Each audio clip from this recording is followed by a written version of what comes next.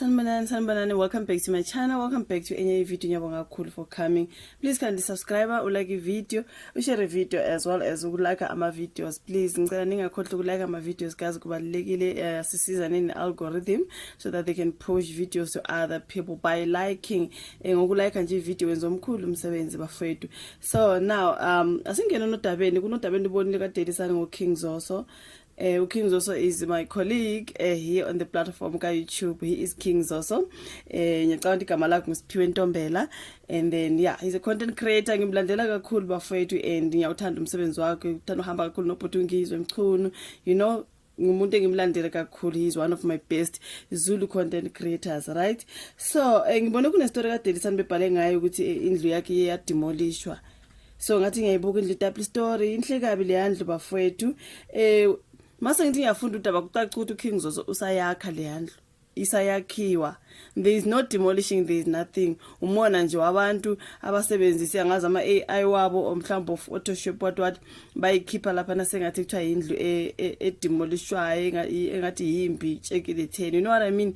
Like haters mangabe senza into yakho enhle abantu bavele baqhamuke nje nama smartphone wabo ama mobile wabo baqala ukuthi isithombe sendlu yakhe enhle osayakha wena bayibona sengathi into embi nje edilikayo. You know what I mean? Yona into abayenza uKing Zoso bafethu busy yakha lapha. He's a content creator, is making money. He's an interviewer. King Zoso is doing a very great job bafethu. So ukuthi why manje so tshintsha indlu yomunye umntana siyenza ngathi into embi edilikayo ebe yena kusasa umakhiwo omusha oyakhiwayo. Ngiyacabanga mina ukuthi ngumona mangingasho. I mean, come on guys, usayakha kwakhiwa lapha. It's not being demolished or anything. Kodwa bese trend ukuthi indlu ka King Zoso is being demolished. I was like, even kwamina mangibone ukuthi indlu ka King Zoso is being demolished, I'm like, njani mdaka ba, you know what I mean? Okay, thini nifunela udaba lubhale ka Daily Sun, but a content creator King Zoso says his double story house is not being demolished. So the famous content creator Pure King Zoso Ntombela has a message for abantu. He advises them to work hard to achieve what they want instead of becoming jealous of others. This comes after the 23-year-old, usasemncane bafowethu, 23 years.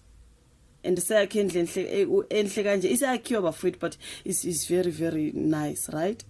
So this comes after 23-year-old content creator managed to build a double-story house of his dreams at Buffelsdry, I think it's Buffelsdry, outside Inanda, north of KZN, Durban, right? So while many people are congratulating King Zoso for his big achievement, creative haters, have demolished the house using Photoshop. So the house is trending on different social media platforms as many people believe that the young man's double-story home was really demolished, while others even claim it was struck by lightning. I'm afraid kodwa wani umona nje ngempela. And yonke le ayikho basebenzisa ama mobile wabo ukuthi bashintshe indlu ibonakala ngathi yimbi. Nize ndishaye ngumbane bafethu, hayi ngeke kodwa umona nje. Ingane yenze 23 years and he's doing something so big. Una 23 bafethu. Yo. Kuthiwa the house is still standing strong. Daily Sun visited King Zoso to learn more about his Stezi, the double-story house that has received instant fame. Now King Zoso told Daily Sun that he was shocked that there are people who are creative enough to demolish his double-story house online. By demolish online, but in real life it's not even demolished. So my double story is still here. I think jealous people are the ones who are demolishing it online and are also spreading those rumors. The construction is still in progress and we are in final stage. I've been receiving many calls from many family friends and from my family and friends asking if my house is really demolished. He said those who wish for his house to be demolished must relax because it is not going anywhere. You go my friend. Laba bafisa ukuthi demolish, they can keep on dreaming. How akeneke ingane yenze mona. You know what I mean?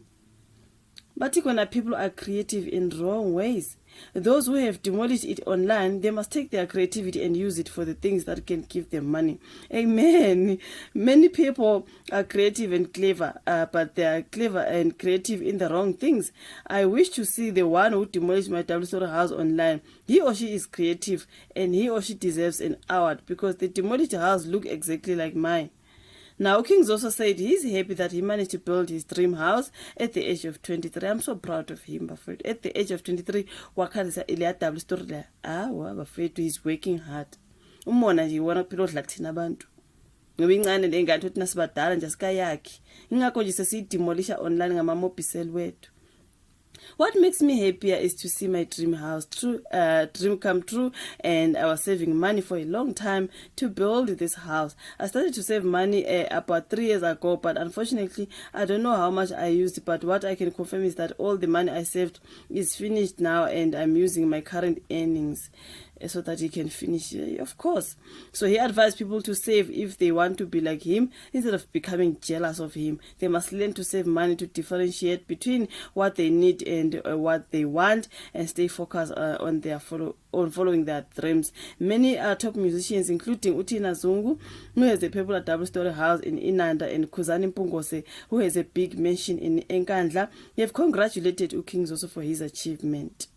He looks up to Tina Zungu and King and Ukhuzani King Zoso. Mengaqinisela bafethu nalawo ma earnings wakhe nje bethi imali ayisevile seyiphelile, kodwa ke ngomholo wakhe uyaqhubeka uyayakha indlu yakhe, and he's looking up to Tina Zungu noKhuzani abakhe izinto ezinhle laphana. So naye is coming, uyenza bafethu, uyabona nje ukuthi mkhulu muhle futhi umsebenzi awenzayo into kanjalo. Thina abantu abanomona online sesibhizi sithatha amafoni wethu sishintsha le ndlu siyenze ngathi indlu edilika. Why kumele sibe njalo bafethu? Like, come on, asifundeni ukubongisana. Nawe kusasa kuze sokunguwe usevile nawe imadlana yakho so uzenzela something good. So all you can do is to wish omunye umntwana into enhle. Just say congratulations King Zoso, umsebenzi muhle King Zoso, qhubeka bhuti wami, save more money, wakhe indlu yakhe iphele. What's wrong with that? Instead of manje sesithatha amafoni sesishintsha nje ngamafoni wethu ukuthi bonakala sengathi indlu lewayo sibe siyaposta sihleke sithi indlu ka King Zoso iyawa is being demolished. Ayi bafethu, ayi kodwa umona shame. Baqinisela ngithi kuthi umona usuke esweni. Ubona nje into yomuntu enhle. Umona uqala la esweni la. Ubona into yomunye umuntu enhle. Ngefoni yakho sekukuningi ongakwenza namanga siyawaspreada kona la on social media, sispreada amanga kaza amanyanzima kabi ngomuntu. Into iqala ngomuntu oyi1, ayise komunye lwana, ayise komunye lo, ayise komunye. Leso sikhathi ngamanga, just jealousy. I mean bafethu singenza kangcono singabantu. Angazi, thank you so much for watching this particular video. Ulike, usubscribe, ushare, and then sizohlangana kwelandelayo. Bye.